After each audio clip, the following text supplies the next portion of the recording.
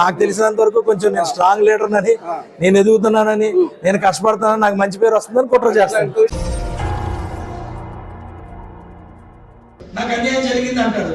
As per rule ప్రకారంగా వాళ్ళకి వచ్చిందా ఏంటి, లా ప్రకారం ఏంటనే దాని మీద బాబు అది కరెక్ట్ ఏదైతే అది చేయండి అని చెప్తాం. రెవెన్యూ డిపార్ట్మెంట్ పంపిస్తాం, అక్కడ అవ్వకపోతే ఆర్టీఓ గారికి పంపిస్తాం. ఇది ప్రొసీజర్, ఇది రెవెన్యూ ప్రొసీజర్. తనపై వస్తున్న ఆరోపణల నేపథ్యంలో నియోజకవర్గ ఓటర్లు, అభిమానులు గందరగోళానికి గురవుతున్నారని యలమంచిలి నియోజకవర్గ ఎమ్మెల్యే సుందరపు విజయ్ కుమార్ అన్నారు. ఈ నేపథ్యంలోనే ఆయన విశాఖ నగరంలోని పబ్లిక్ లైబ్రరీలో ఒక మీడియా సమావేశం ఏర్పాటు చేశారు. అనంతరం ఆయన జేకే న్యూస్తో మాట్లాడుతూ ప్రెస్ మీట్ ఎందుకు ఏర్పాటు చేయాల్సి వచ్చిందో మరింత క్లారిటీ ఇచ్చారు.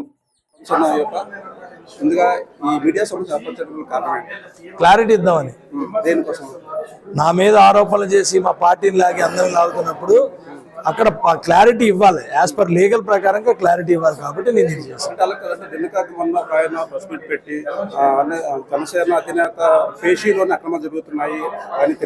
అలాంటి ఏమి ఉండవండి. ఎవరికి అనుకుంటే వాళ్ళు మాట్లాడచ్చు. మాట్లాడినప్పుడు లీగల్ గా ఎదుర్కోవాల్సి వస్తుంది. అలాంటి ఏం లేవు నేను చెప్తున్నాను కదా. అంటే మరొకటి, అంటే సుందర విజయ్ కుమార్ పైన ఎందుకు కొంతమంది పర్టికులర్గా టార్గెట్ చేశారు? నేను మరి వాళ్ళని అడగండి. నాకు తెలిసినంత వరకు కొంచెం నేను స్ట్రాంగ్ లీడర్ అని, నేను ఎదుగుతున్నానని, నేను కష్టపడతానని, నాకు మంచి పేరు వస్తుందని కుట్ర చేస్తాను. సుప్రీంకోర్టు బయటకు వచ్చి వాళ్ళిద్దరు కలిసిపోయానంటే అది చెల్లదు కదా. ఇద్దరు వెళ్ళి సుప్రీంకోర్టులోని కాంప్రమైజ్ పిటిషన్ ఏదో ఉంటది, అది వేసుకొని సుప్రీంకోర్టు చెప్పి బయటకు వచ్చి హ్యాపీగా చేసుకోవచ్చు కదా. మూడో వ్యక్తి ఇప్పుడు ఎవరైతే పెట్టారో నా మూడో వ్యక్తి నేను ఉన్నాను అంటున్నాడు. అతను ఎవరొచ్చినా మేము వాళ్ళ దగ్గర నుంచి పీజీఆర్ఎస్ తీసుకుంటాం, తీసుకొని మేము పంపిస్తాం. మాకు ఇంపార్టెంట్ కోర్టులో ఉన్నప్పుడు మేము అందులో కలెక్ట్ చేసుకోవడానికి ఉండదు. కనీసం ఆర్డీఓ కోర్టులో ఉన్నప్పుడు మేము కలెక్ట్ చేసుకోము. మాకున్నది ఓన్లీ లా అండ్ ఆర్డర్, అందులోకి వెళ్ళొద్దు అంతే.